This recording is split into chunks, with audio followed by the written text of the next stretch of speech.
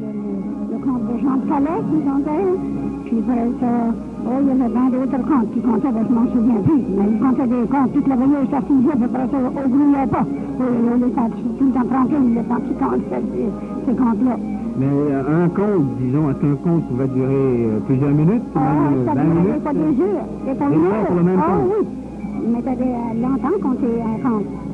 Pensez-vous que les jeunes d'aujourd'hui sont aussi heureux ou plus heureux que vous l'étiez, vous, dans votre temps? Je ne sais pas s'ils sont plus heureux, mais nous autres, tant qu'on on était pauvres, on était...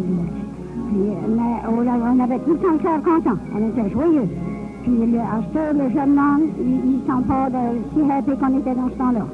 Ah, vous croyez qu'ils ne sont pas aussi joyeux aujourd'hui? Non, ils ne paraissent pas si happy qu'on était nous autres. Eh bien, nous vous remercions beaucoup, Mme Béliveau, de nous avoir accordé cette interview très intéressante. Eh bien, connaissez-vous quelqu'un qui pourrait nous raconter une histoire drôle? Oui, M. Marcel Henry. Eh bien, bravo pour M. Marcel Henry. Monsieur Henry, qu'est-ce que vous faites, vous, ici à Saint-Paul? Je suis instituteur, monsieur. Et vos histoires comme ça, est-ce que vous en racontez de temps à autre à vos élèves? Oh, j'aime ça. Ça les réveille de temps à autre. Ça les réveille de temps en temps. Oui. En entrant le matin, là, par exemple. Parfois, c'est nécessaire. Parfois, c'est nécessaire. Oui. Et ce soir, qu'est-ce que vous allez nous raconter? Eh bien, j'hésite un peu. Ça me chagrine de raconter celle-ci, puisque c'est une histoire de lapin. Or, comme vous savez que les gens de l'extérieur nous appellent, nous autres de Saint-Paul, les lapins. Mais de toute façon, je vais prendre une chance.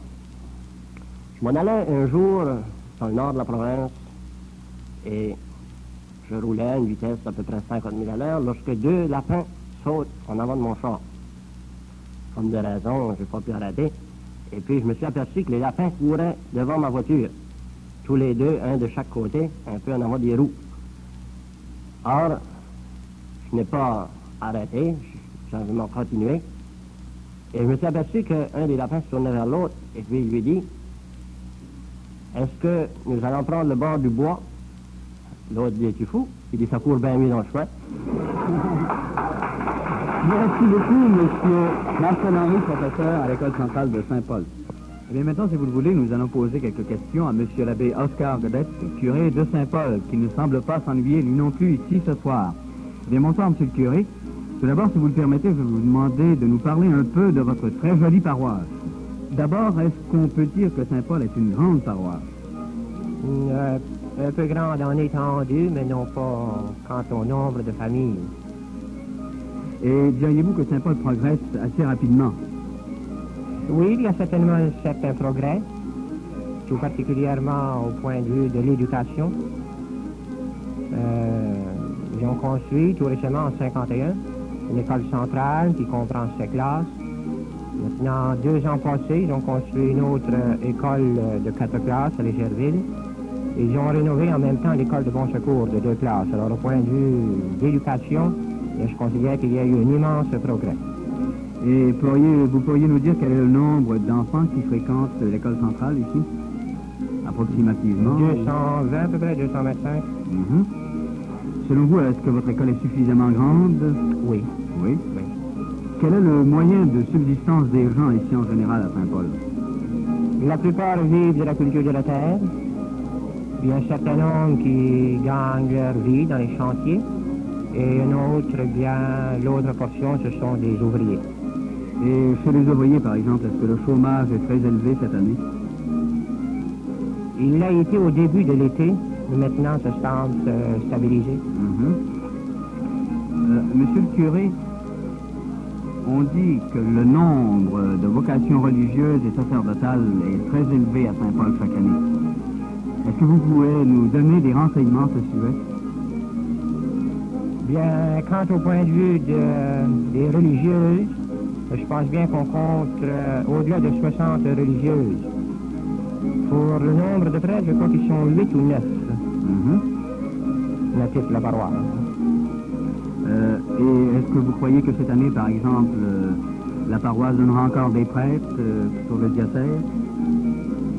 Non, pas de prêtres, non. Mais je pense bien qu'elle donnera quelques religieuses. Quelques religieuses. Allez, monsieur le curé, on me dit que vous aimez faire la chasse, que vous êtes un grand chasseur. Est-ce que vous avez été chanceux cet automne? Je pense bien que c'est un canard, ça. Vous n'avez pas tué de canard, non? Non, c'est pas du canard, j'ai tué quelques perdrix.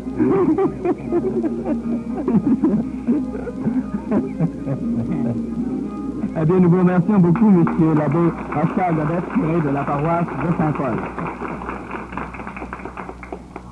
Eh bien, au début de l'émission, nous avons entendu Madame Trumélie Robichaud. Nous demanderions maintenant aux gens d'applaudir sa cousine, Madame Augustin Godet.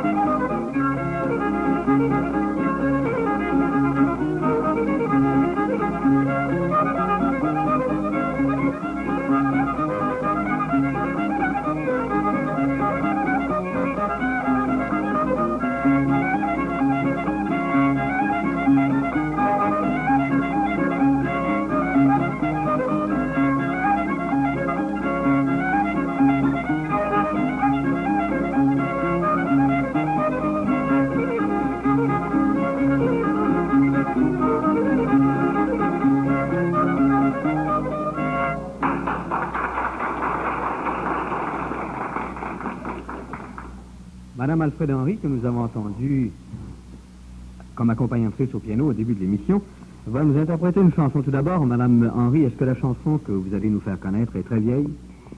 D'après mon savoir...